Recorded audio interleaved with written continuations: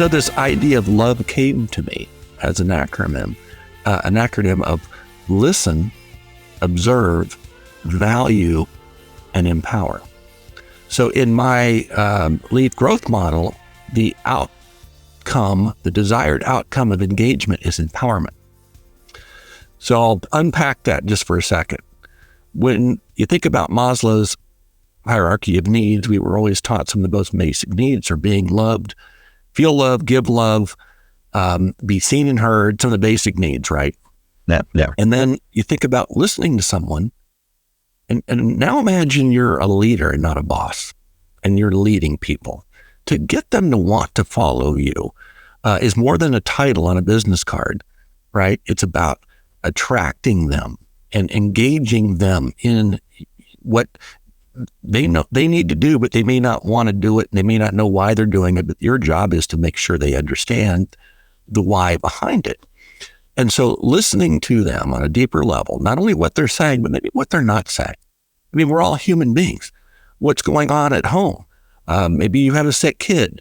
Maybe you're going through some financial troubles. Maybe there's an elderly parent that you're caring for. Whatever it is, it's weighing on your mind, and it may be inhibiting your performance. Having someone to talk to about that, especially in the workplace where, years ago we were told, leave all that at home, just keep your nose to the grindstone. Well, it's a different world now, and we need to lead differently. So listening on a deeper level, observing and coaching and encouraging in real time. Don't wait for a quarterly review or the dreaded annual performance appraisal. No one likes, no one does well, but do it in real time. And then value the whole person. We're all whole people. And I believe that we have a spiritual realm, a relational realm, like I mentioned, family, friends, community, neighbors. We have a professional realm who we serve at work, our clients, our customers, and even in our communities, and then our personal realm, right? We got to take care of our mind, body, spirit, and soul, or we're no good to the other four. Like that Venn diagram, it's not linear, right? So we need to love our team members, right? And so when you love what you do, it usually means you feel loved.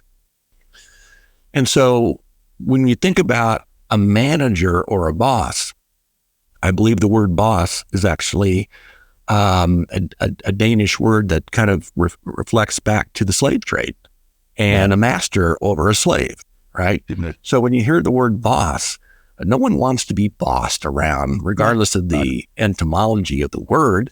And no one really wants to be managed. We want to be led. We want to have someone that we can follow, that we believe in, that we trust has our best interests at heart. And so you really find out who the leaders are when you're put in this situation where you have to take off the mask and have to be more real, more authentic, more vulnerable. And guess what? That's what your team members want. Not your workers, not your employees, but your team members, right? So when I say words matter, imagine being called a team member versus an employee. An employee may be someone who just merely works for a paycheck. A team member plays a valuable role towards the success of the team, right? And those of us who grew up maybe in team sports when we were kids, we remember how cool it was when our name was selected and maybe we were given a jersey with a number on it and a role to play on the team. We felt like we were in a community, and that's a big difference between the word culture. Culture is not a bad word. Everybody uses it. But a culture may be a place you feel like you merely you're merely part of, but a community is a place you feel like you belong in. What would you rather do? Be in a community or be in a culture? And so I think those words matter in how not only COVID gave us that time out to think deeply through these things, but now we're seeing as people are going back, and whether it's in person, hybrid, or still remote, leaders have to lead differently. And it's not because I say so, it's that study said so. No one wants to work in a toxic environment. What was called the Great Resignation, I call the Great Repurposing, because I think it all gave us that time out to think about our purpose and what we really want. And so now as we're going back, Maybe it's not the same job. Maybe it's not the same company. Maybe it's somewhere different, but you want to feel like you're part of a community versus just part of a culture. And there's a difference. Yeah. And I think it's back to when you talk about, the culture. I mean, the culture is about an environment where you create to enable people to thrive. And then within that, as you say, it is about teams. Have you got my back? Do I trust you? Would you take a bullet for me? And all this sort of stuff, which is all great stuff. Yeah. When people get promoted and they get promoted to manager or senior manager or director or whatever it is, those people, you've got to make sure those people are ready for those positions, because the position is not about managing, it's about coaching. So, in our world, managers are not allowed to mark the homework. You're only there to help them get the best results, right? So it's never about marking the homework. But yet traditional business has always been about, I'm your manager, you do as I say, I mark your homework, I tell you if you're good or not. Rather than, my job is like it is with a parent, right? With my children, my job is to help them become the best they can be. Not to tell them, oh, you failed that exam, or you failed that soccer practice, or you failed that ability to make your mother happy, or all that's all nonsense. That's why the bit I found fascinating during my journey is, why do we behave differently at work than we do at home? We don't go home and say to the wife, you score 7 out of 10 for that meal tonight.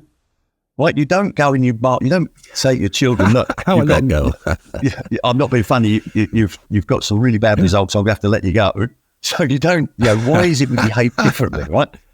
If you think about that love model, let's go back to your example at home. And I agree. I think we've all got a deeper feeling of shared humanity. And the continuing thread, regardless of your religious orientation, regardless of your race, gender, creed, color, sexual orientation, the binding tissue among all of us on this earth is love. And so when you go back to that model of love, listen, observe, value, and empower. So your wife making dinner, or your wife doing this or that, or any of your kids, you want to listen to them, right? Who doesn't want to be listened to? Who doesn't want to be observed and coached and encouraged in real time versus waiting? Like, I hope in this review, I get a good score and I get maybe promoted or a raise or something. Who wants that tension? Instead of, it's your job as a leader to make that team member successful. It's not their job to make you successful.